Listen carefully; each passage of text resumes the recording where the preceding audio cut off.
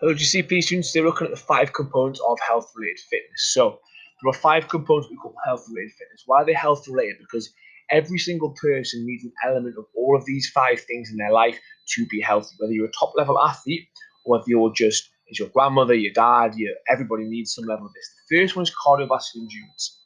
Cardiovascular endurance is the ability to continue training the cardiovascular system for a period of longer than 20 minutes. On average, that's the way it's defined as athletically.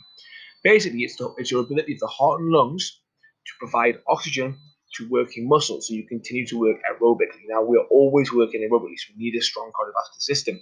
Now, if you're a marathon runner, you need an extremely high level of cardiovascular fitness or cardiovascular endurance to be able to last the race. However, think about the words of fitness that demand your environment. For example, go back to my grandmother, my Nana Rapola. My Nana, if she can walk to the shops and back, that's her fitness level. So she's got a good cardiovascular endurance for her fitness. So basically, the longer you can last for without getting tired, the better your cardiovascular endurance. That means your whole system, though. Muscular strength is the ability of a muscle to exert maximal force possible. Now, something like the shot put, okay, would be an example of strength when it's a sport which requires big muscle strength. One burst of strength is as much force you can give, and that is strength. However, again, in everyday life, that could be lifting a table, for example, or lifting shopping out of the car. This involves muscular strength, but obviously for sporting context, you'd be looking at muscular strength would require holding off a defender in football or throwing a shot put. Muscular endurance can easily be confused with cardiovascular endurance. Now, the difference with muscular endurance, it refers to the capacity of a muscle to exert a submaximal force through a given range of motion, not on a single event. Now, basically what that means is that cardiovascular endurance is your heart and lungs. Basically, if you go running, you're out of breath, that's your cardiovascular endurance. Okay, if you're sweating, your whole body's tired. If your legs hurt, that's localized. That's muscular endurance. Your legs have got a weak muscular endurance. So again, when do we need this? Well, football players need this when they're sprinting for the ball. Okay, that feeling you get when the lactic acid builds up in your muscles, that is muscular endurance. Also important as you're carrying the shopping bags and in everyday life.